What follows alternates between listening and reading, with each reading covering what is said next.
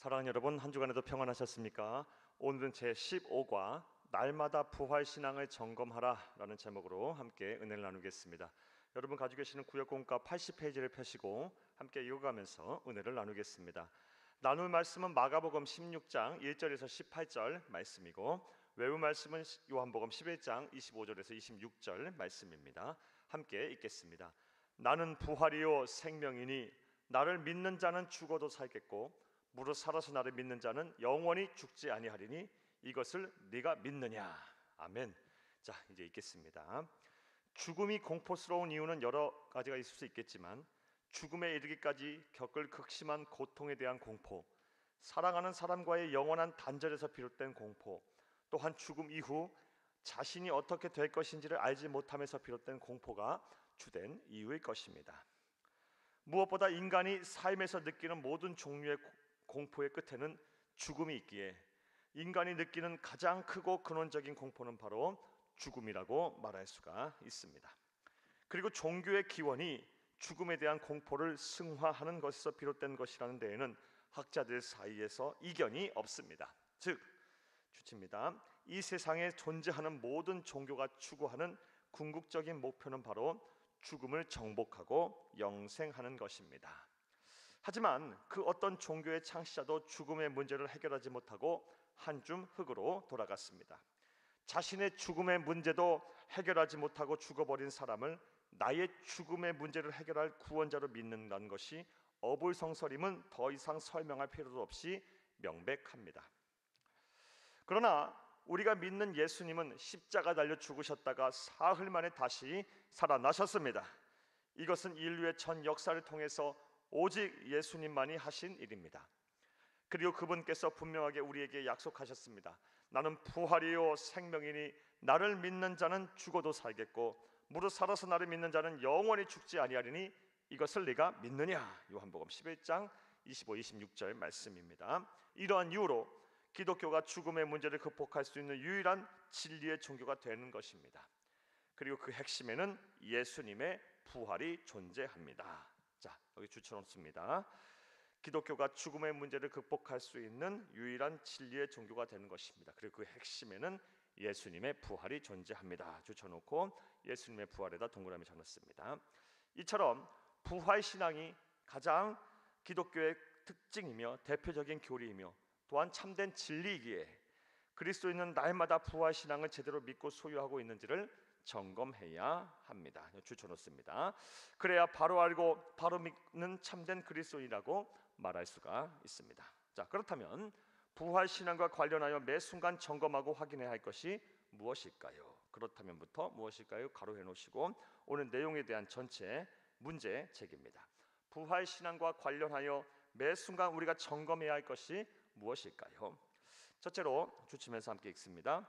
부활신앙을 의심 없이 믿고 있는지를 점검해야 합니다. 예수님께서는 살아계시는 동안 제자들에게 세 차례에 걸쳐 자신이 대제사장과 서기관들에 의해 고난을 받고 죽을 것이며 사흘 만에 부활하실 것을 매우 상세하고 구체적으로 예고하셨습니다. 마태복음 16장 21절, 마태복음 17장 22, 23절, 마태복음 20장 17절, 19절에서 분명히 기록되어 있습니다. 하지만 본문을 보면 제자들 중 누구도 예수님이 부활할 것이라는 사실을 믿지 않았습니다. 심지어 무덤 앞에서 예수님을 기다리던 막달라 마리아와 엠마오로 가다가 돌아온 두 사람이 전한 예수님의 부활 소식을 듣고도 믿지 않았습니다. 엄밀히 말하자면 그들은 듣지 못해서 믿은 것이 아니라, 믿지 못한 것이 아니라 예수님을 죽음의 권세를 이기실 분으로 생각하지 않아서 믿지 않은 것입니다. 세상 사람들은 당연히 예수님의 부활을 믿지 않습니다. 그런데 성도들 가운데 입으로만 믿는다고 하지만 마음으로는 온전히 믿지 못하는 분들이 계십니다. 무엇보다 큰 문제는 주쳐놓습니다. 부활신앙을 믿는다고 할지라도 그것이 생각과 일상을 지배할 만큼 확실히 믿지 못한다는 것에 있습니다. 죽음을 두려워하는 것이 바로 그 증거입니다. 죽음에 대한 공포와 두려움의 정도가 불신자들과 별반 차이가 없는 분들이 많습니다. 만일 그들에게 분명한 부활신앙이 있다면 죽음이 두렵지 않아야 합니다. 아무리 세상 사람들이 부정하고 성도들조차 불신한다 할지라도 예수님의 부활은 거짓이 아닌 사실입니다. 우리는 그것을 제자들의 완벽한 변화를 통해서 알 수가 있습니다. 그들은 예수님의 처형을 받을 때에는 자신들도 죽게 될까봐 두려움에 떨며 배신하던 겁쟁이들이었습니다. 그러나 50여일이 지난 후 갑자기 돌변하여 죽음을 두려워하지 않고 담대하게 온 천지를 다니며 예수님이 구세주임을 전하는 자들이 되었습니다. 그들이 그렇게 변화된 이유는, 자, 이제부터 추천놓습니다.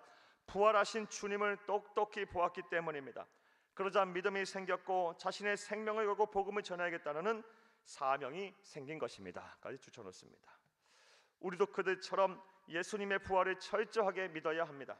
또한 예수님이 부활하셨기에 우리도 반드시 부활한다는 사실을 절대로 의심하지 말아야 할 것입니다. 자, 또 둘째로 주치면서 함께 읽겠습니다. 부활하신 주님과 날마다 함께 하는지를 점검해야 합니다. 우리가 점검해야 될 부활신앙 무엇입니까? 부활하신 예수님과 날마다 함께 하고 있는지를 점검해야 합니다. 예수님께서는 자신의 부활을 막달라 마리아에게 처음 보이셨습니다.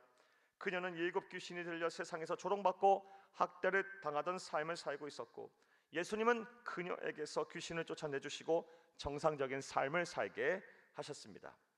그런 예수님이 십자가에 달려 죽으셔서 슬픔으로 가득 차 있던 그녀를 부활하신 예수님께서는 처음으로 찾아가셔서 그녀의 슬픔이 변하여 찬송이 되게 하셨습니다. 또 엠마오로 향하던 두 사람에게 보이셨습니다.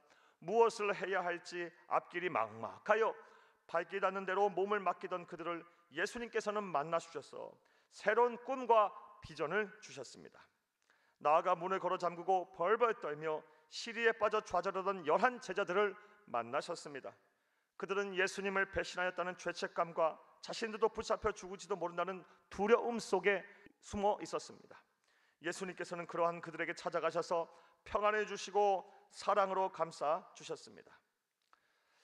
우리는 모두 막달라 마리아나 엠마오로 낙향하던 제자들, 그리고 두려움에 빠져 숨어 있었던 제자들처럼 인생의 시련 앞에서 고통을 받고 숨죽여 있을 수밖에 없습니다. 하지만 그럴 때마다 주칩니다. 부활하신 예수님은 우리를 회복시키실 것입니다. 그러므로 우리는 부활하신 주님과 동행하며 사는지를 날마다 점검하며 기도로 그분과 동행해야 합니다. 그래야 치유와 회복이 있고 참된 행복이 있습니다. 사랑하는 여러분, 또 우리가 날마다 점검해야 될 부활신앙이 무엇입니까? 셋째로 주시면서 함께 읽겠습니다. 부활신앙을 세상에 전하고 있는지를 점검해야 합니다. 부활하신 예수님께서 제자들을 만나신 이후에 가장 중요하게 명령하신 말씀은 자신이 부활했음을 온 천하에 다니며 전하라는 것이었습니다. 왜 예수님께서는 부활한 자신을 세상에 전하라고 명령하셨을까요? 그 이유는 주칩니다. 부활하신 예수만이 세상의 유일한 소망이기 때문입니다.